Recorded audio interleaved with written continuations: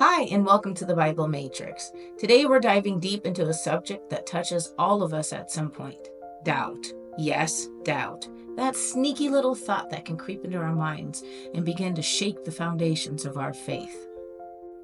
Have you ever felt like your prayers are bouncing off the ceiling? Like God is silent? Like you're all alone in the struggle? If that's you, don't feel ashamed or defeated. You're not the only one. Even some of the strongest people in the Bible had moments of doubt. Let's start with Peter. Remember when Jesus invited him to walk on water in Matthew 14? Peter was doing the impossible. He had his eyes on Jesus and he was walking on the waves. But then he saw the wind and the waves. Fear crept in and he began to sink. Jesus immediately reached out his hand and said, "O thou of little faith, wherefore didst thou doubt?" Isn't that us sometimes? We're walking strong in faith, and then life throws us a storm, financial problems, health scares, broken relationships, and suddenly doubt sneaks in.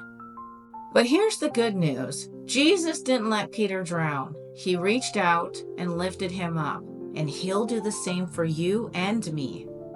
So how do we fight doubt and keep our faith strong? Here are 3 practical steps. Step 1. Remember God's promises.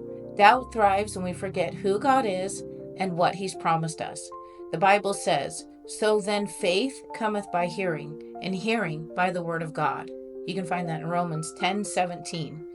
When doubt starts whispering lies, combat it by speaking God's truth out loud. For example, when you feel abandoned, declare Isaiah 41:10. "Fear thou not, for I am with thee. Be not dismayed, for I am thy God. I will strengthen thee. Yea, I will help thee.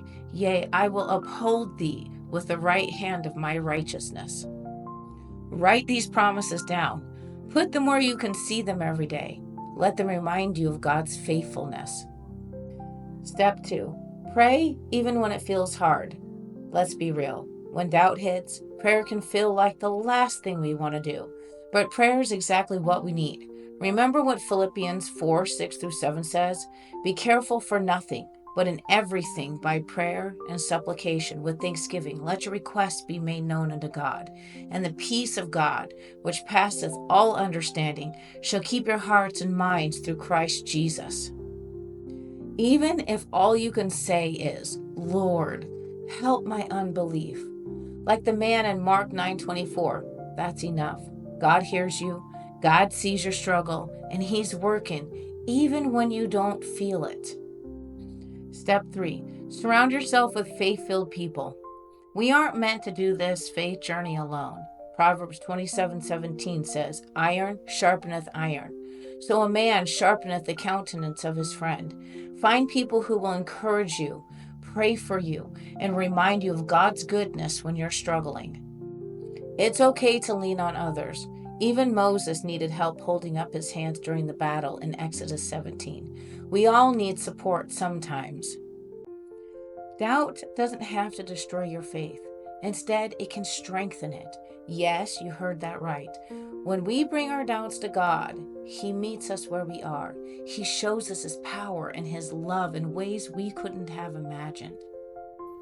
So, if you're doubting today, take heart. You're not alone, and you're not beyond God's reach.